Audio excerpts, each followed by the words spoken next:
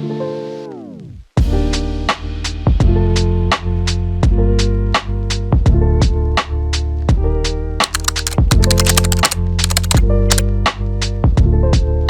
I think no one would argue with the premise that AI is not just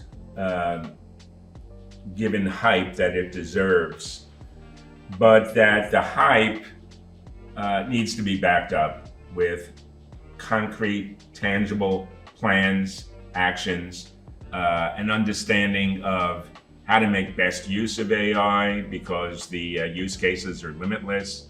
And one of the dependencies on people, to have people ready. When we talk about change management, we talk about the front end being readiness for change. Well, put that in the context of rolling out AI use cases and capabilities. People have to be ready for AI. They must view AI as an asset to them personally, as opposed to a threat.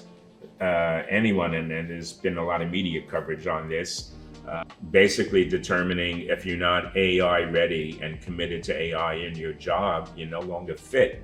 It's harsh, but that's the reality we live in. The positive side of that coin is the benefits can absolutely be huge and even understated. Even with hype, the benefits are often understated.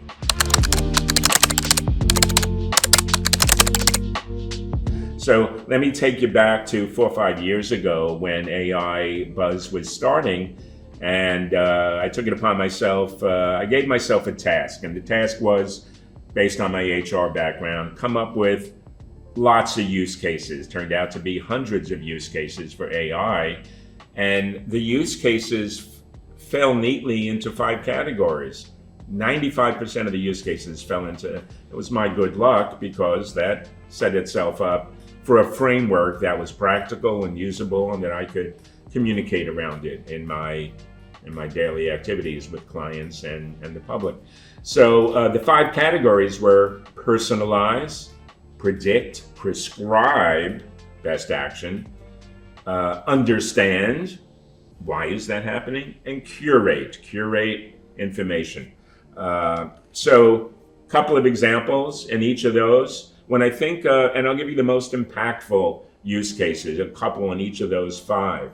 When I think of personalize, we often think about learning, personalized learning. But what's the first kind of rung in the ladder in personalized learning that people point to? Content.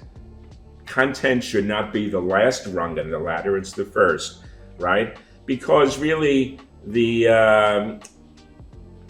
top of that sort of value pyramid is, how do people learn best, right? So content has to be personalized, but how every person learns best. What's the pace that works best for the person? The medium, the pace, etc. Format. So personalized learning should be looked at in a very broad horizontal sort of way. Recruiting. Where does personalization come into play in recruiting? When we are trying to entice somebody with a job, whether it's an internal or most of the time an external, what if that person is not even on the market? They're a passive candidate. How do we get that person to respond? We've identified that person as a good fit for a job. That's a critical job for us. How do we get them to engage? There's personalization of all dimensions there, right? So that's personalized. Predict. Is this change program that we're now rolling out going to result in X number of people leaving? Are we going to have more gaps in terms of skills when we roll out this transformation program? So we're predicting skill gaps. We're predicting attrition or turnover. I'll give you a prediction type of use case that is typically not top of mind, and I actually was educated on this from a head of HR at 2 major companies. At his organizations, they predicted candidates opting out of the interview process. They came for the first, second, third, or fourth interview. They didn't show up for the last interview, or they showed up, got the offer, and didn't accept the offer. if you think about flying a senior candidate in, doing an assessment, doing a background check, all the people involved in the interview process, and then they don't accept the offer. Boy, if you could predict opt-outs, ton of value, right? So again, one of the categories of the 5 categories: personalize, predict, prescribe, understand, and curate. Let's drill into prescribe a little bit more. When we think about avoiding failed major exercises, that's a pretty good candidate for prescribing best action. So let me get more kind of tangible around this. Most of us that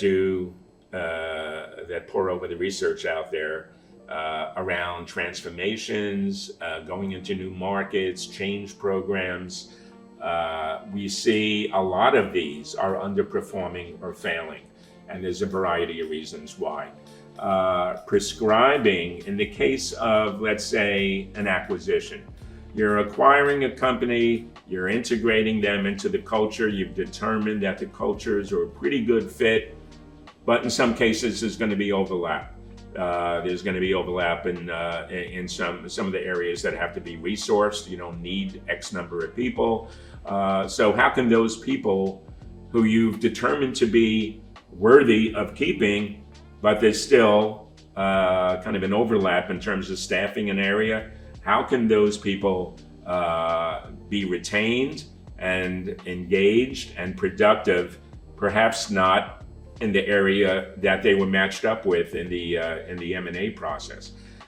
So prescribing where a person might be a very valuable resource.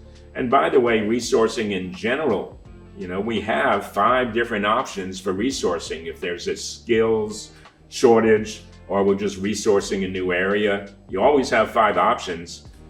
Basically, hire a new person, get a contractor, redeploy somebody, train the incumbent, or outsource. And when I think of prescribing, boy, that's to me, one of the most valuable ways of using the prescriptive functionality that AI can power for you. So again, it's in the context of these big undertakings, M&As, going into new markets, corporate restructuring. What are the options? What are the risks? And what are the opportunities? And that's where prescribing can really come in handy. In terms of curating, I'll just zoom over to that one. Curating, of course, we think about